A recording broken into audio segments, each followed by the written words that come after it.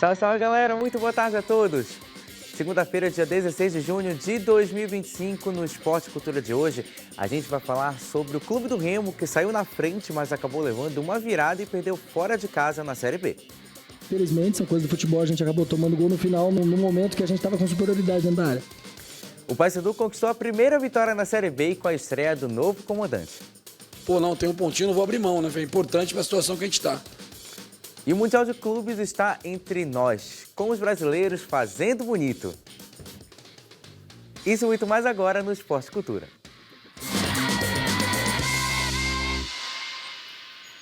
Sejam todos muito bem-vindos a mais uma edição do Esporte Cultura. Lembrando que você pode participar do programa conosco no nosso número de WhatsApp que está aparecendo aí na tela e também por meio do QR Code que está aparecendo no topo da sua televisão, beleza? Hoje eu sempre falo assim do Esporte Cultura que vocês podem se sentir à vontade, se sentir em casa. A gente está tão em casa hoje que tem até cadeira para a gente sentar. Boa tarde, Valmir. Boa tarde. Beleza? Seja bem-vindo a mais uma edição do Esporte Cultura. Como sempre, eu estou bem à vontade. Já sei até que tem bola para a gente bater aqui. Daqui a pouco chega a nossa bola para a gente bater uma bolinha aqui. Se jogar aqui, Marquinhos Belém também, Marquinhos. Boa tarde, Marquinhos. Boa beleza? tarde, Matheus. Boa tarde, Valmir. Muito mais à vontade, bem mais confortável agora, né? Com essa poltrona da melhor qualidade. Tá time grande agora. Time grande, time grande. E a gente começa o programa de hoje falando sobre o Paysandu, que conseguiu vencer na estreia do técnico Claudinei Oliveira. 1-0 contra o Botafogo da Paraíba, primeira vitória, Botafogo de Paraíba não, Botafogo de São Paulo, a primeira vitória do Paysandu na Série B do Campeonato Brasileiro em plena noite de sexta-feira 13. Bora conferir na reportagem. Não tem mais como a gente mudar o começo da história. Só que o fim da história tem que mudar. Como escreveu uma nova história a partir de agora. Está aí na nossa mão. A gente está com saúde, com disposição, com vontade. Não esquecer vaidade. Não vamos mais pensar em eu, pensar em nós. Sexta-feira 13, para muitos, sinônimo de azar. Mas na Curuzu virou dia, ou melhor, noite de sorte. Na estreia do técnico Claudinei Oliveira, o Paysandu mudou mais do que nomes no time. Mudou a postura. E a mudança apareceu logo nos primeiros segundos de jogo. Com apenas segundos de bola rolando, Ronaldo Henrique soltou a bomba de longe e obrigou o goleiro do Botafogo a fazer uma grande defesa. Em seguida, Benítez, que mais uma vez perdeu uma chance clara de cabeça após cruzamento de Rossi. O bom início bicolor durou até os 25 minutos. Depois disso, foi a vez do time paulista assustar. Gabriel Mesquita salvou 2 vezes, uma delas em chute de Sabe, dentro da área. Com o apoio da torcida, o Paysandu voltou a equilibrar o jogo pelas laterais. E numa dessas jogadas, Leandro Vilela perdeu mais uma chance clara de cabeça, resultando em um fim de primeiro tempo no 0-0. Na segunda etapa, o Paysandu seguiu melhor. Pela direita, Marlon quase marcou após cruzamento de Heverson, mas Vitor Souza evitou. Mas quando a angústia já tomava conta da Curuzu, aos 45 do segundo tempo, a redenção. Após bola cruzada da direita, Vilela aproveitou o rebote e chutou no canto. Paysandu 1, Botafogo 0. E o primeiro grito de vitória na Série B saiu engasgado, mas saiu. Fico feliz, cara, pela vitória. Eu acho que falei para os atletas assim, a gente no futebol, se não se perde hoje, você ia ter um sábado ou domingo dentro de casa, sem sair, sem fazer nada. O cara não pode levar a esposa no shopping, não pode sair para jantar. Porque ninguém tem clima para isso, né? Agora com essa vitória, eu acho que o torcedor do Paysandu vai ter prazer de sair com a camisa na rua amanhã, de passear, de curtir o final de semana. E os atletas também vão ter tirar esse peso, pode curtir um pouquinho, né? Pô, tanta coisa maravilhosa da cidade para o cara fazer e o cara tem que ficar em casa porque perder um jogo é difícil. Então eles compraram a ideia, correram pra caramba. Então acho que o tanto que eles correram acabaram até maquiando alguns erros que aconteceram e isso é importante. O gol da virada, emocional. O fim de um jejum de 11 jogos sem vencer. A estreia com o pé direito que não tirou o Paysandu da zona de rebaixamento, mas o fez deixar a lanterna e reacender a luzinha da esperança. E para quem chega com a missão de reconstruir, Claudinei Oliveira sabe bem o tamanho do desafio. A gente tem uma certa experiência já, até de pegar situações difíceis assim. Primeira coisa é tu resgatar a autoestima do cara, né? O cara tá com a autoestima lá embaixo. Em Cuiabá não fizemos um jogo ruim. Eu estava lá, assisti, participei no intervalo ali, participei da palestra. Foi um jogo onde a gente procurou se defender, a gente, como eu falei né, na minha entrevista de apresentação. A gente poderia ter incomodado um pouquinho mais o adversário na parte ofensiva, não incomodamos. Tanto que quando a gente toma o gol, a gente ataca, logo nas frente a gente quase empata. Né? Então faltou talvez ser um pouquinho mais... Eu gosto de jogar fora de casa, eu gosto de jogar para ganhar fora de casa, em casa, não tem tempo ruim. Mas a gente sabe que pelo momento do clube, o cara tem um pontinho, o cara... Pô, não, tem um pontinho, não vou abrir mão, né? É importante para a situação que a gente está. A partir do momento que a gente for ganhando jogos, a gente vai ganhando mais coragem para jogar dentro e fora de casa. Então o que eu fiz é o que eu faço em todo lugar, cara. É tratar todo mundo da mesma forma, procurar unir o grupo, procurar integrar todo mundo, dar atenção para aqueles jogadores que estão no DM, né? Porque às vezes o Dudu Vieira, que é um cara que vai demorar mais para retornar, precisa mais de um aperto de mão, de um boa tarde, do que o cara que está jogando titular aí, do que o Rossi, que é capitão do time, do que o Vilela. Então a gente tem que dar atenção para todo mundo no grupo. O Paysandu, enfim, ganhou a primeira na Série B do Campeonato Brasileiro. Agora passa a bola para ti, Valmir, ó. Deixa comigo. Está com a nossa bola aqui, ó.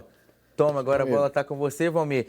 Vitória muito importante para o Paysandu, que valeu principalmente em função da maneira como foi conquistado. O time foi até o fim, não desistiu e dessa forma chegou ao primeiro triunfo na Série B do Campeonato Brasileiro. É verdade, estava precisando, né? O torcedor estava no limite disso aí, não aguentava mais não estar comemorando uma vitória. Por uma série de coisas. O Paysandu fez um campeonato, eu diria que até certo ponto equilibrado, até 7ª ou 8ª rodada. O detalhe é que as vitórias não vinham, o Luizinho tinha trabalhado e, felizmente, chegou agora na 11ª, salvo engano, 11ª rodada. Agora, no meio do texto da matéria da Vitória, ela fala virada emocional. Eu acho que isso resume exatamente como está o Paysandu agora. O Paysandu tira aquela carga, aquele peso enorme que tinha, para dar mais tranquilidade, mais confiança. É claro que vem um clássico aí, que é o Mais um Remy Paysandu, em que a imprevisibilidade toma conta de tudo, mas com certeza teremos um clássico de motivação. Um Paysandu querendo sair da zona do rebaixamento e o Remo querendo chegar no G4. Então, ganhou o clássico com certeza. Ô Marquinho, em relação ao desempenho do Paysandu, a gente viu um resultado diferente em relação às outras partidas da Série B do Campeonato Brasileiro. Mas o rendimento foi muito diferente, foi muito distinto do que o Paysandu havia apresentado até então na Série B? A bola é sua. Matheus, obrigado, Valmir. Matheus, para um jogo como esse, a gente tinha que mais apostar no resultado do que no desempenho. Eu acho que é pouco tempo ainda para o Claudinei, né, colocar a sua ideia de jogo, mas a gente já viu algumas mudanças ali, principalmente na parte defensiva. A gente viu o Marlon fazendo um grande jogo, jogando como ala. Né, muita gente ali não entendendo muita função, né, achando que o Paysandu estava jogando só com 2 zagueiros e um dos zagueiros como lateral, não. Era 3 zagueiros e mais o Marlon ali. Então a gente já viu algumas mudanças, alguns jogadores que entraram também para potencializar, que foi o caso do Ronaldo Henrique, e depois do Denner também, que foi um jogador que entrou e deu essa assistência de cabeça para o Leandro Vilela, um jogador muito contestado, né, mas que está sempre ali pisando na área, não se entrega, não se esconde do jogo e acabou aparecendo para fazer o gol. Então é mais uma semana que ganha para um clássico, que é muito importante para você justamente, né, trabalhar com vitória. Trabalhando com vitória, com certeza fica mais fácil para trabalhar, para mudar e para ele começar e sim, né, cobrar e exigir aquilo que ele quer para o Paysandu daqui para frente. Antes da gente passar para a tona, mais uma pergunta para vocês responderem rapidinho a respeito dos estreantes do Paysandu. O Paysandu começa o jogo com o Tadson na zaga e o Ronaldo Henrique no meio de campo. E no decorrer do segundo tempo, entra o Diego Oliveira, entra o Garcês, entra o Denner. Algum desses estreantes pode ser destacados nessa vitória contra o Botafogo? Acho que sim, acho que falaram muito bem dos estreantes, de todos eles, né? Ninguém comprometeu, eu acho que o Denner, não sei se a gente pode cravar e dizer que o Denner vai ser aquele meia que o Paysandu não teve durante toda a temporada. Pelo menos é uma aposta que a comissão técnica tem feito, está fazendo, ele ainda vai precisar se adaptar ao time, estão se conhecendo agora, é um novo momento que o Paysandu está vivendo com o Claudinei Oliveira. E é isso, não dá mais para errar, né? Você tem que contratar, botar para jogar e esperar que o resultado venha. Para você, Marquinho. Eu acho que o Thalisson ele se destacou muito bem, apesar de ele ter errado algumas construções de jogada, que a gente sabe que é muito importante, mas é um jogador que já mostrou que tem estatura, tem personalidade, também não se escondia, teve outro lance que ele acabou acertando, duelos individuais ele acabou ganhando, né? Na bola aérea o Paysandu ganha muito, tanto na parte defensiva como na ofensiva. Gostei do Diogo, o atacante, um jogador que dificilmente, só se antecipar. Se antecipar, ok, mas se deixar ele fazer a parede, dificilmente alguém vai conseguir roubar a bola dele. O Edilson em condição, dando assistência para ele, né? E aí é muito importante esses jogadores entender a característica desse centroavante, dessa referência, para justamente encostar, para ele ajeitar para quem vem de trás e finalizar. E a Tuna Luso Brasileira venceu mais uma no estádio do Souza. A Águia Guerreira venceu o Independência do Acre por 3-0. com um gol de Anderson Feijão e 2 de Ronald. E quase saiu um hat-trick dele, tá? O atacante de 28 anos se isolou na artilharia da Série D com 7 gols. E a Tuna segue com 100% de aproveitamento no estádio do Souza. E bora conferir o que disse o técnico Inácio Neto após a partida. Essa vitória, a gente abre 4 pontos, foi um confronto muito importante hoje. Essa equipe ela não foi goleada por ninguém. Ela tá no G4, não sei se vai continuar depois dessa derrota, mas está no G4 não é à toa. Uma equipe muito competitiva, muito organizada, muito bem compactada. E a gente consegue golear uma equipe como essa, dentro do nosso domínio. Isso mostra realmente que a gente sabe o que a gente quer na competição. Eu sei o que eu estou fazendo, eu sei do meu trabalho, juntamente com a comissão. Os atletas têm entendido, têm comprado muito a briga, a ideia, né? Então a Tuna ela é competitiva defensivamente, tem se tornado cada vez mais competitiva. E ofensivamente, os números apontam aí mais uma vez, assim como foi no Paraense. 9 jogos da Tuna no Souza em 2025 e 9 vitórias da equipe tunante. Mamil Rodrigues, novamente a Tuna fazendo valer a força que tem no Souza. Vitória por 3-0 contra o Independência, concorrente direto, 4º lugar do grupo, mas que a Tuna conseguiu ser muito superior e conquistar mais uma vitória dentro de casa. Se nesse grupo tem o trem, né? A Tuna é uma locomotiva, então, esse ano jogando, né, dentro dos seus domínios. Aliás, a Tuna tem feito bons jogos, né? Goleou mais uma vez, a gente tem que considerar que 3-0 é uma goleada. O Inácio até disse que ninguém goleou esse time de Independência até agora. E a Tuna está dentro de uma regularidade, a Tuna está ali caminhando. O que é o mais importante, eu acho que numa caminhada por uma competição tão difícil como é a Série D, é você manter a regularidade. Você começar, ir até o meio e terminar da maneira que começou. A Tuna tem mostrado isso. E muito artilheiro, inclusive, na competição. Tem 2 jogadores que têm se destacado na artilharia, o Jaime e o Ronald. Já o Águia de Marabá levou a virada e perdeu para o Trem. O Azulão ficou com um jogador a menos após a expulsão de Bruno Limão e não conseguiu segurar o placar, que estava empatado por 1-1. O Axel Lopes foi mais de uma vez o destaque da partida. Com o resultado, o Águia está em 3º lugar com 15 pontos e a Tuna está em 2º com 18 pontos. E o Manauara é o líder do grupo com 19 pontos. E o técnico do Azulão falou sobre a derrota. Bora conferir o que falou o Silvio Criciúma. Na minha opinião, é uma página, que agora são 2, na verdade, e infelizmente as 2 para o mesmo clube, né? Foram jogos que a gente errou e o adversário aproveitou e matou o jogo. Nós tomamos 6 gols no campeonato, 4 gols, né, para esse adversário, isso em 9 jogos, ou seja, tomamos gols em outros 2 jogos, 1 de cada, e 5 jogos sem tomar gol, né? Então a gente conseguiu enfrentar bem o campeonato com os outros adversários e erramos justamente com o Trem, e que já faz parte do passado e que tem que olhar para frente. A gente termina a rodada em 3º, né? E desde a primeira rodada a gente andou entre os 4, né? O Águia, que desde as primeiras rodadas está entre os 4 primeiros colocados, mas perdeu os 2 jogos contra o Trem na Série D. Inclusive, Marquinhos estava conversando em off que o Trem venceu 3 jogos na competição. O Maitá, que tirou ontem pontos do Manauara, primeiro ponto somado pelo Maitá no campeonato, justamente contra o líder, e ganhou as 2 partidas contra o Águia. O Trem que agora sonha com a classificação para a segunda fase da Série D, enquanto o Águia continua com essa situação de não ter garantido ainda a classificação para a segunda fase. Dá para filmar aqui o pé? Dá, aqui dá na bola? Sim, já está mostrando aí, aqui, ó, tá a intimidade do Marquinhos. O Águia pisou na bola, né, Valmir? Pela segunda vez pisou na bola diante da equipe do Trem. Olha aí o seu pé. Olha só, olha aí. Pisou, ó. Pisou na bola e não pode, né? Tá chegando numa reta final. A gente sabe que o Águia tá lutando, tá brigando pela classificação, mas são uma equipe como o Trem, né, que perdeu dentro de casa. A gente esperava que o Águia pudesse dar, né, o troco lá em Macapá, mas não foi o que aconteceu. Não foi estranho, Marquinhos, muito específico isso. Essa conta que o técnico agora, o Silvio Criciúma, fez é interessante. Jogou 9 vezes, tomou 6 gols, se eu não me engano, e dos 6, 4 foram para o time do Trem, né? Mas nessa história ele tem que colocar também que não levou, mas também não fez, né? Que é uma situação que o Águia vem fazendo poucos gols nessa competição, né? Enfim, então o Águia ainda está na briga, tem tudo para conseguir a classificação, mas tem que ficar esperto, porque está na reta final e você não pode mais perder pontos como esse, principalmente jogando dentro de casa. Agora a gente vai falar sobre o Brasileiro Feminino Série A2. O Paysandu ainda tinha chances de classificação para a segunda fase, mas acabou sendo eliminado, perdendo por 3-1 na Curuzu para o Rio Negro de Roraima.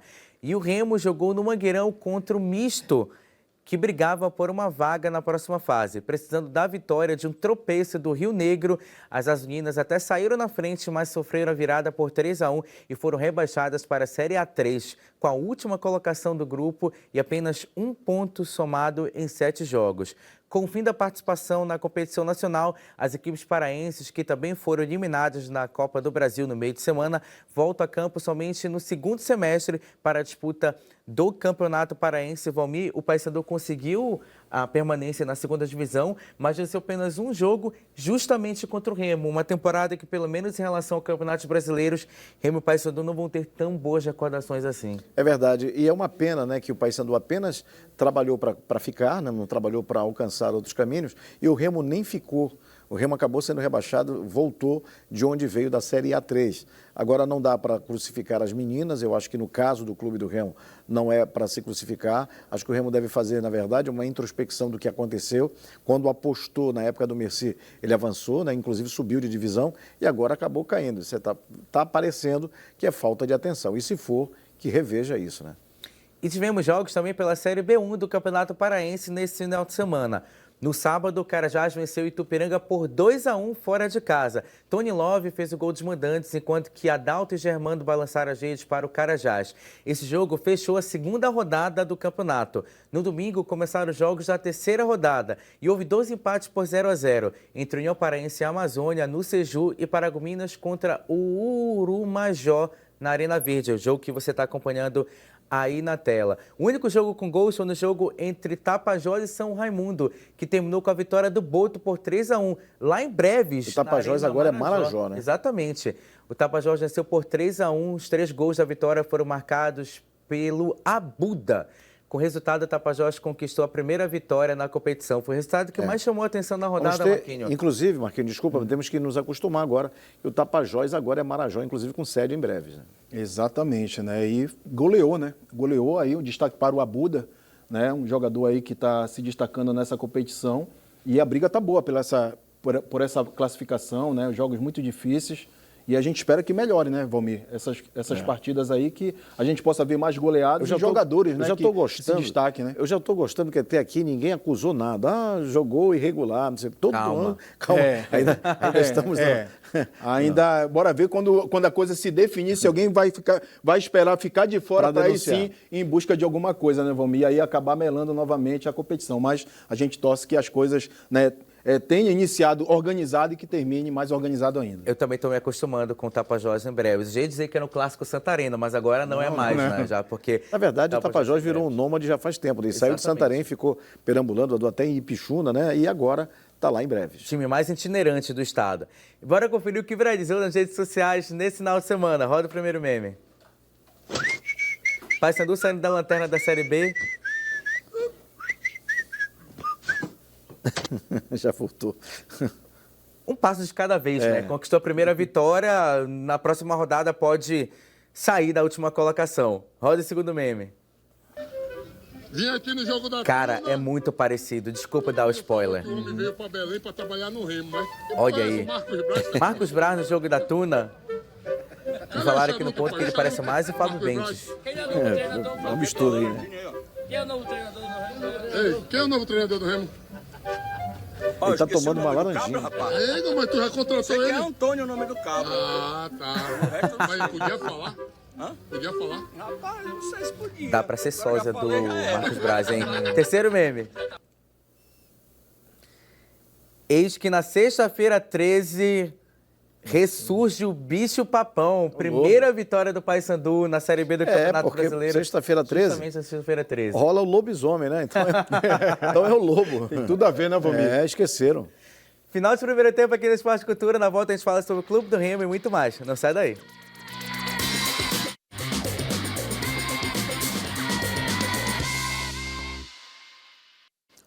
Estamos de volta com o Esporte Cultura. A gente começa o segundo bloco falando sobre o Clube do Remo, que perdeu a segunda partida na Série B do Campeonato Brasileiro. Dessa vez, a equipe azulina foi derrotada por 2-1 pelo Atlético Paranaense lá em Curitiba. Vamos conferir na reportagem. O Remo foi até Curitiba em busca da sua primeira vitória fora de casa contra o Atlético Paranaense. A noite começou tranquila para os azulinos, que abriram o placar no primeiro minuto de jogo. Em bela troca de passes, Pedro Costa deixou Adailton na cara do gol e o atacante não desperdiçou. A resposta veio com Allan Kardec, cabeceando a bola na trave. E assim começou o domínio da equipe mandante. No fim do primeiro tempo, após o vacilo da defesa azulina, o Atlético acabou levando perigo ao gol do Leão. Fim de papo no primeiro tempo. E no segundo, a estrela de Marcelo Rangel precisou brilhar quando ficou cara a cara com o Juliano. Após a cobrança de escanteio, a bola ficou viva na área. Janderson tentou afastar de bicicleta e o juiz marcou pênalti. E o Juliano converteu, deixando tudo igual na Liga Arena. Aos 19 do segundo tempo, Marcelo Rangel sentiu o ombro e teve que sair para Igor Vinhas fazer a sua estreia com a camisa do Leão. E no apagar das luzes, Lucas Esquivel mandou a bola na área. Allan Kardec apareceu de cabeça, marcando o gol que garantiu a vitória do Atlético Paranaense. Em sexto na tabela, com 20 pontos, o Remo segue sem vencer, longe de casa. Faz parte do futebol. Infelizmente, a gente conseguiu em alguns momentos executar o que a gente estava planejando, em outros não, e era natural o Atlético vir mais para cima. Então, acho que a equipe se comportou bem, principalmente no primeiro tempo e durante o segundo tempo, no 1-1. Aí são coisas do futebol, a gente ganhou assim na rodada passada e agora a gente toma o gol no final. Mas acontece e está de parabéns o Atlético, é uma grande equipe.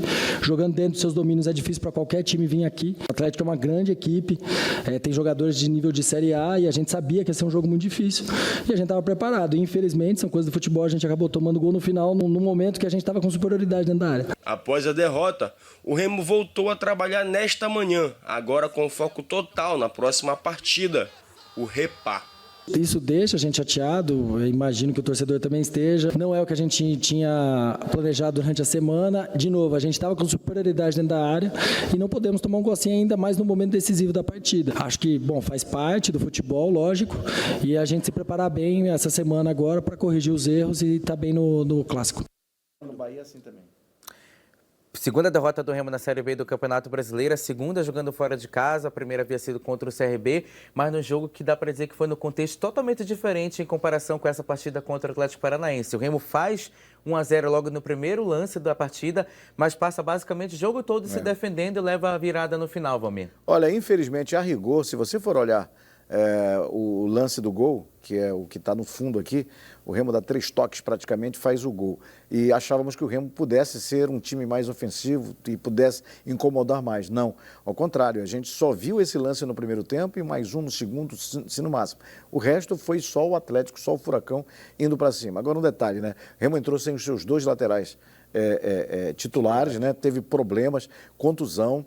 É claro que o empate poderia ter sido o melhor resultado, mas pelo que fez o Atlético Paranaense, realmente ia ter uma hora que não ia dar para aguentar, né? Porque o Atlético ele foi intensivo o tempo inteiro, ele foi um time que entrou para ganhar o tempo inteiro e o Remo deu mole e acabou perdendo. Dá para dizer que foi um jogo de derrotas do Remo nessa partida contra o Atlético Paranaense, não só por causa do resultado, mas também pelos jogadores que o Remo perdeu durante a partida.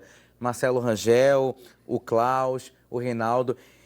E agora tem a semana do Repá. Em que cenário o Antônio Oliveira, que daqui a pouco vai ser anunciado pelo Remo, vai encontrar essa equipe azulina? Marquinhos, você que falou, inclusive, fora do ar aqui, que o Remo está tendo alguns problemas de ter a posse da bola, de saber fazer com ela. Exatamente, acho que está faltando isso aqui. Vai, Matheus. Associação, né? Associação, ó.